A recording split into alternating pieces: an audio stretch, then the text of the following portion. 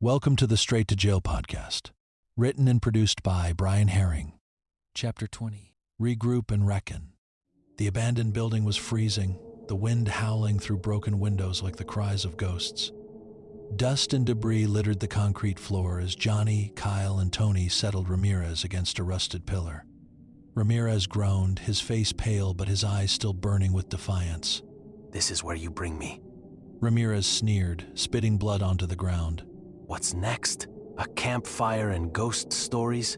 You're lucky you're not stuffed in a trunk. Tony shot back, wiping sweat off his forehead with his sleeve. You're breathing, ain't you?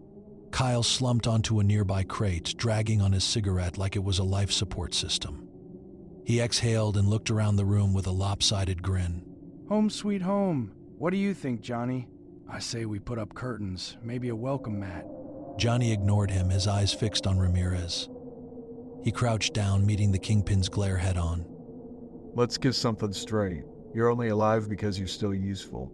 So you're gonna sit there until we decide what to do with you. Try anything stupid, and I'll let Kyle use moving target practice. Ramirez's lip curled, but he didn't argue. Tony took a seat on the floor, leaning back against a wall with his gun still in hand. So what now, Johnny? We can't stay here long. If the broker's as smart as everyone says, they'll have people scouring the city looking for Ramirez. We move at sunrise, said Johnny. We need to regroup, rearm, and figure out how we get to the broker before he gets to us. Kyle chuckled darkly, flicking ash onto the floor. "'Cause that's gonna be easy. We're up against a guy who's got half the city on his payroll and the other half running scared. Any chance we just say screw it and head to Mexico? I hear it's nice this time of year." Kyle, look at me. You wouldn't last 2 days in Mexico. "I'd thrive." Kyle shot back to Tony, wagging his cigarette at him. Enough, the both of you. Johnny barked. He stood up and turned back to Ramirez. You said the broker uses proxies. You must have a contact, someone who passes orders along, someone who knows where he is. Ramirez scoffed, his voice dripping with disdain. "You think I'd give that up? If I talk, I'm a dead man. Hell, I'm probably dead already just for getting caught." Kyle leaned forward, his grin widening into something almost feral. "Buddy, you're a dead man either way. Difference is, if you talk to us, maybe we'll make sure it's a little more comfortable. You know, put you somewhere nice and cozy instead of dumping you in the river." Ramirez's confidence wavered for a split second, but he masked it with a bitter laugh. "Pathetic. You think your pitiful threats are going to work?" "Nah," Kyle said, standing and stretching exaggeratedly. "But I'm starting to get bored, and when I get bored, I start getting creative. I could tell you about the time I gave a guy a third nostril with a corkscrew." Tony raised a hand. I'm pretty sure he doesn't need to hear that story, Kyle. "Oh? I think he does." Kyle replied, his voice teasing but his eyes sharp. "I mean, Johnny here's the pro at intimidation, but me, I'm unpredictable. And if you know anything about life, it's the unpredictable guys you should be scared of." Ramirez stared at him, trying to gauge how serious Kyle was.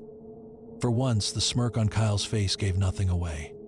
Johnny stepped in, cutting through the theatrics. Talk, Ramirez. We're not asking again. Ramirez's chest rose and fell as he considered his options. Finally, he exhaled, his shoulders slumping just slightly.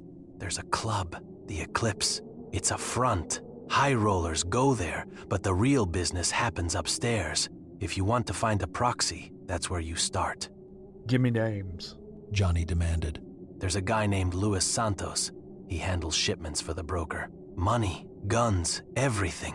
He's always at the club, running things. You get to him, maybe he gives you what you want." Tony raised an eyebrow. And you're just giving us this? No tricks? Ramirez sneered. "What do I care? The broker's gonna have me killed anyway. At least now you idiots can take a shot at him before he does." Johnny nodded slowly, filing the information away.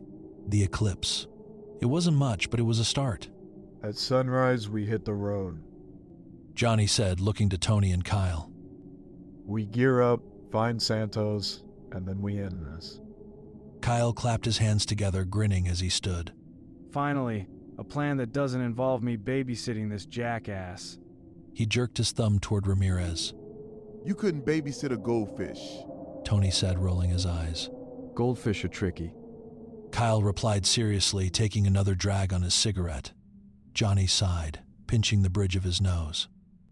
Let's get some rest. We're gonna need it. The room fell into a strained silence as the three of them settled into makeshift spots around the room. Ramirez sat against the pillar, his glare fixed on the floor. Kyle pulled his jacket over himself like a blanket, muttering something about needing a proper mattress for his talents. Tony stayed near the door, pistol in hand, his eyes watchful.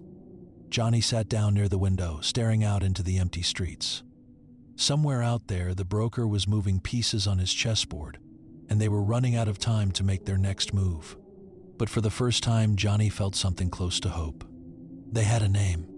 They had a lead. And no matter how many men the brokers sent after them, Johnny wasn't stopping until it was over. The Eclipse, he thought to himself. Let's see how dark it gets.